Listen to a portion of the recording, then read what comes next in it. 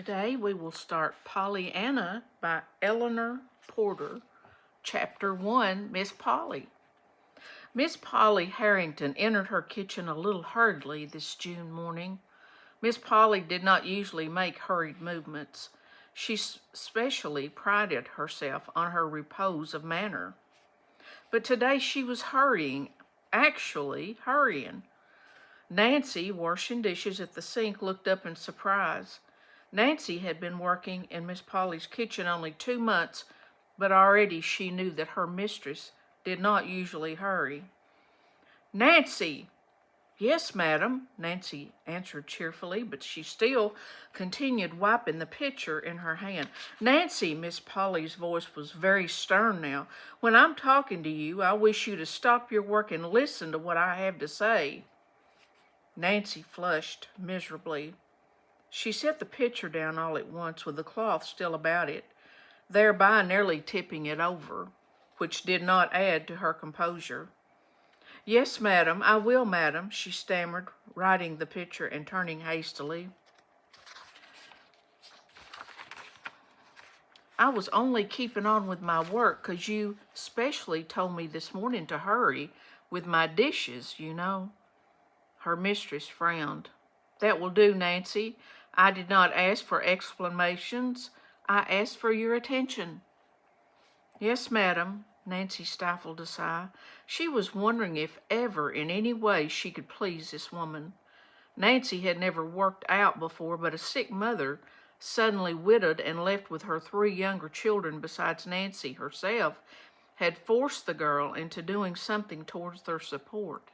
And she had been so pleased when she had found a place in the kitchen of the great house on the hill. Nancy had come from the Corners, 6 miles away, and she knew Miss Polly Harrington only as the mistress of the old Harrington homestead and one of the wealthiest residents of the town. That was 2 months before. She knew Miss Polly now as a stern, severe-faced woman who frowned if a knife clattered to the floor or if a door banged, but who never thought to smile even when knives and doors were still.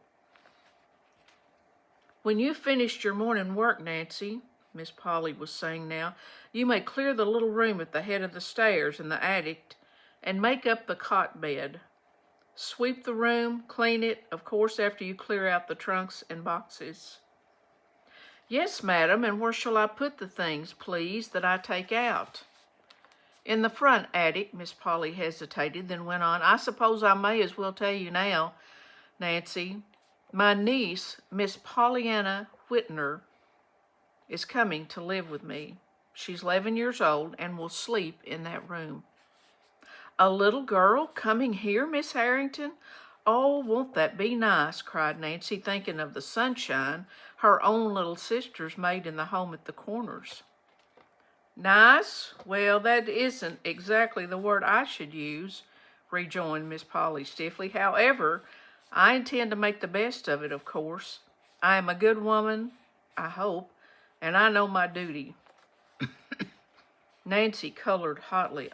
"Of course, madam, it was only that I thought a little girl here might brighten things up for you," she faltered. "Thank you," rejoined the lady dryly. "I can't say, however, that I see any immediate need for that." "But of course you'd want her your sister's child," ventured Nancy, vaguely feeling that somehow she must prepare a welcome for this lonely little stranger. Miss Polly lifted her chin haughtily. "Well, really, Nancy, just because I happen to have a sister who was silly enough to marry and bring unnecessary children into a world that was already quite full enough, I can't see how I should particularly want to have the care of them myself. However, as I said before, I hope I know my duty. See that you clean the corners, Nancy," she finished sharply as she left the room. "Yes, madam," sighed Nancy, picking up the half-dried pitcher now, so cold it must be rinsed again. In her own room, Miss Polly took out once more the letter which she had received 2 days before from the faraway western town, and which had been so unpleasant a surprise to her. The letter was addressed to Miss Polly Harrington, Bedlingsville, Vermont, and it read as follows. Dear Madam, I regret to inform you that Reverend John Whittier died 2 weeks ago, leaving one child, a girl 11 years old. He left practically nothing else save a few books, for as you doubtless know, he was the pastor of this small mission church and had a very meager salary. I believe he was your deceased sister's husband, but he gave me to understand the families were not on the best of terms. He thought, however, that for your sister's sake you might wish to bring the child and bring her up among your own people in the East. Hence, I am writing to you. The little girl will be all ready to start by the time you get this letter, and if you can take her, we would appreciate it very much if you would write that she might come at once. As there is a man and his wife here who are going east very soon, and they would take her with them to Boston and put her on the Bedlingsville train. Of course, you would be notified what day and train to expect Pollyanna on. Hoping to hear favorably from you soon, I remain, respectfully yours, Jeremiah O. White. With a frown, Miss Polly folded the letter and tucked it into its envelope.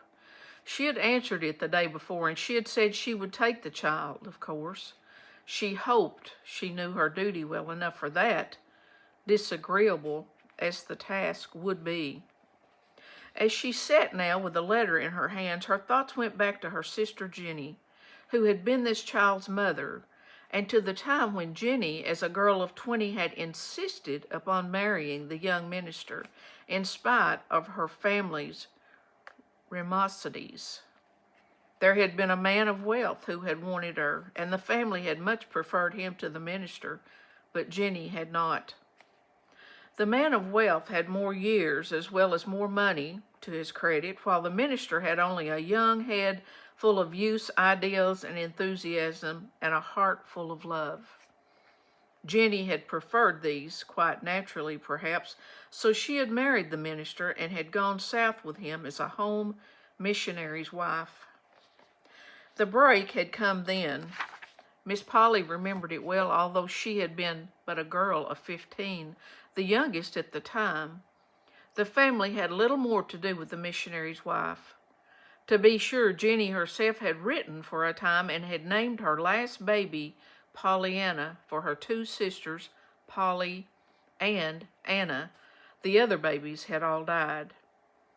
This had been the last time that Jenny had written, and in a few years there had come the news of her death, told in a short but heartbroken little note from the minister himself, dated at a little town in the West. Meanwhile, time had not stood still for the occupants of the great house on the hill. Miss Polly, looking out at the far-reaching valley below, thought of the changes those 25 years had brought to her. She was 40 now and quite alone in the world. Fathers, mothers, sisters, all were dead.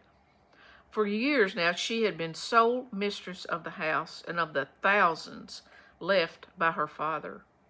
There were people who had openly pitied her lonely life and who had urged her to have some friend or companion to live with her, but she had not welcomed either their sympathy or their advice. She was not lonely, she said. She liked being by herself. She preferred quiet, but now...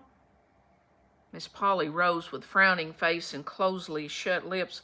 She was glad, of course, that she was a good woman, that she not only knew her duty, but had sufficient strength of character to perform it. But Pollyanna, what a ridiculous name. Chapter 2, Old Tom and Nancy. In the little attic room, Nancy swept and scrubbed vigorously, paying particular attention to the corners.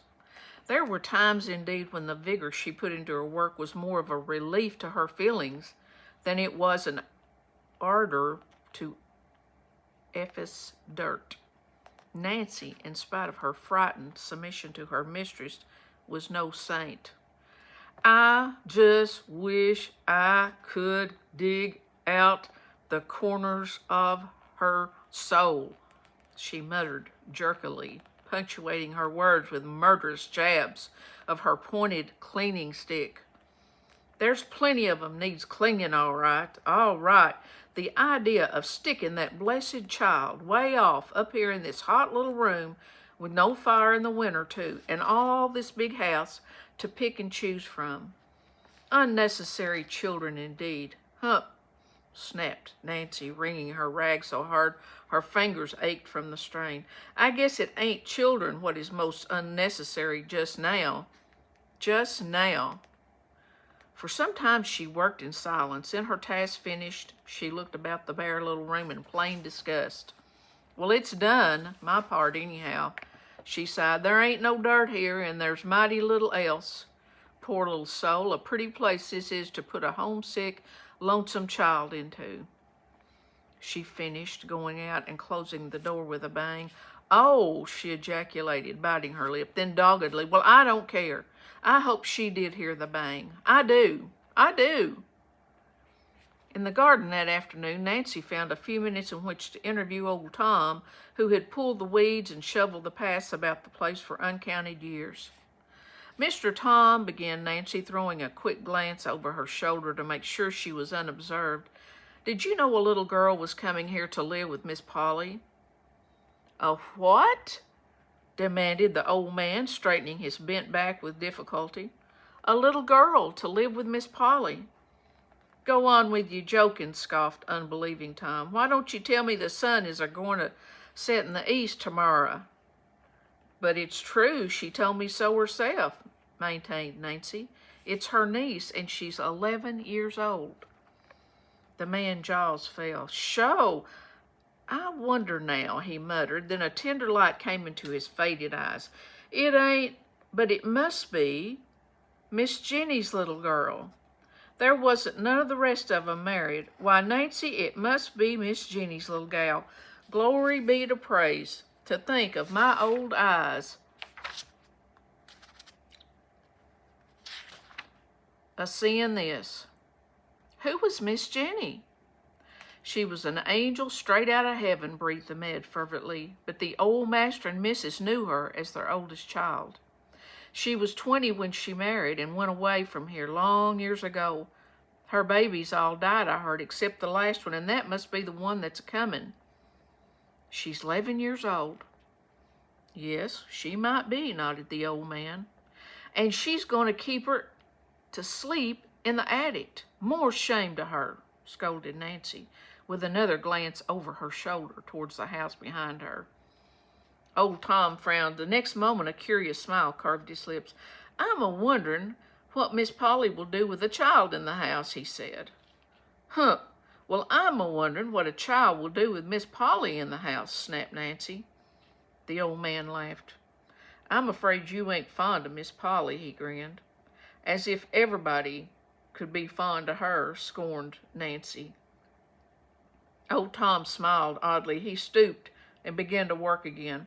I guess maybe you didn't know about Miss Polly's love affair, he said slowly. Love affair? Her? No, and I guess nobody else didn't either. Oh, yes, they did, nodded the old man. And the feller's living today, right here in this town. Who is he? I ain't a-telling that. It ain't fit that I should. The old man drew himself erect. In his dim blue eyes, as he faced the house, there was the loyal servant's honest pride in the family he has served and loved for long years. But it doesn't seem possible. Her and a lover, still maintained Nancy. Old Tom shook his head. You didn't know Miss Polly as I did, he argued. She used to be real handsome, and she would be now if she'd let herself be. Handsome? Miss Polly?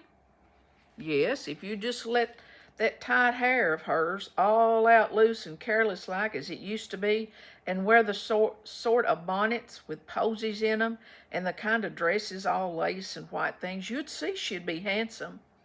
Miss Polly ain't old, Nancy. Ain't she, though? Well, then, she's got an awfully good imitation of it. She has, sniffed Nancy. Yes, I know. It begun then at the time of the trouble with her lover, nodded old Tom, and it seems as if she's been feeding on wormwood and thistles ever since. She's that bitter and prickly to deal with. I should say she was, declared Nancy indignantly. There's no pleasing her, no how, no matter how you try. I wouldn't stay if 'twasn't for the wages and some folks at home what's needing 'em. But someday I shall just bile over, and when I do, of course, it will be goodbye. Nancy for me. It will, it will. Old Tom shook his head. I know, I've felt it. It's natural, but 'tain't best, child, 'tain't best. Take my word for it. 'Tain't best. And again he bent his old head to the work before him. Nancy, called a sharp voice. Yes, madam, stammered Nancy, and hurried toward the house. End of chapter 2.